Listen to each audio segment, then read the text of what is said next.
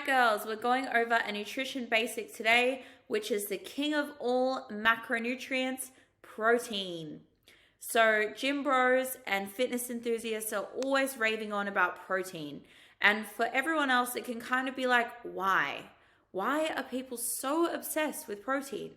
Well, I'm going to tell you why, and you'll be obsessed as well. So, Lucy has been wanting to lose weight for a while. Her roommate has suggested that they go to the gym together and do a weekly shop for groceries. Lucy agrees that this sounds like a good idea in theory, but says, I know what I need to do is just starve myself for a week and I lose weight. Well, Lucy isn't wrong, but what has she forgotten to consider here, aside from obviously the deficiencies and negative consequences for her health? Her protein. But why would Lucy care if she just wants to get skinnier? Well, the big potato is Lucy now, and the baby potato is Lucy if she just loses weight and doesn't change her body fat percentage. She's going to be smaller and weigh less, but she's going to look pretty much the same in terms of the composition of her body, how squishy she feels, how much muscle is showing, because fat and muscle are separate compounds. When people want to get toned, which is generally what they're asking for, they're talking about losing body fat that's covering the muscle so that you can see it better, or building the muscle and losing the body fat so you see it sooner, or building the muscle and keeping body fat the same. So protein feeds our muscle, and that's why it's very important that we get that protein in. So this girl looks amazing, but you can see after 11 weeks of dieting, her body fat is similar because she's likely lost muscle and lost body fat together. And yeah, she hasn't held on to that muscle as much as she probably wanted to see the results she wanted to. So she's stayed at pretty much the same body fat percentage. This girl coming up, she's lost body fat and her weight is the same on the scale, but she's gained muscle. And you can tell because you can see those cuts in her shoulders, her abs, and her legs. So her weight hasn't changed, but the muscle to fat ratio has changed.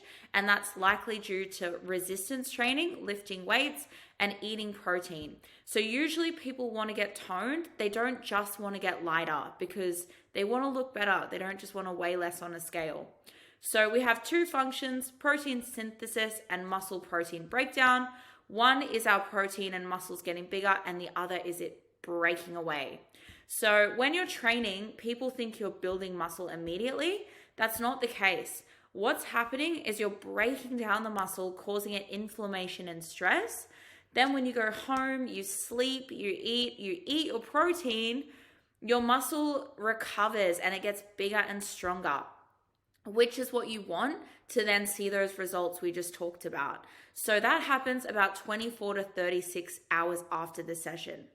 So how to prevent your muscles from breaking down? You want to eat 1.8 to 2.2 grams of protein per kilo of body weight. So a 65 kilo female should aim for 117 to 143 grams per day. If you want it just for health, it's less, but for the results we've just mentioned, you want that higher end. So essential proteins are proteins that our body can't make on its own. So they come from our diet, particularly animal products, which have the most, and soy products as well. So they're creating branched chain amino acids, which you can just buy from Chemist Warehouse. But why would you do that and waste your money when you could just be eating that from actual food? So ideally, we would want to have 3 to 5 protein-rich meals per day with 20 to 40 grams of protein per meal. These are some categories: protein, protein and fat, protein and carbs. Depending on your macros, you can pick and choose what you might need to get to the goals. So protein and carbs have 4 calories per gram, fats have 9, which changes how big of a serving of them you can have, okay? So consider that as well. Here's some protein powders. You've got to consider the taste and how much protein they have. So here's some ones I would recommend. And use MyFitnessPal to get familiar with what foods you can actually pick and choose from. It's the most helpful tool. Honestly, couldn't recommend it better for learning.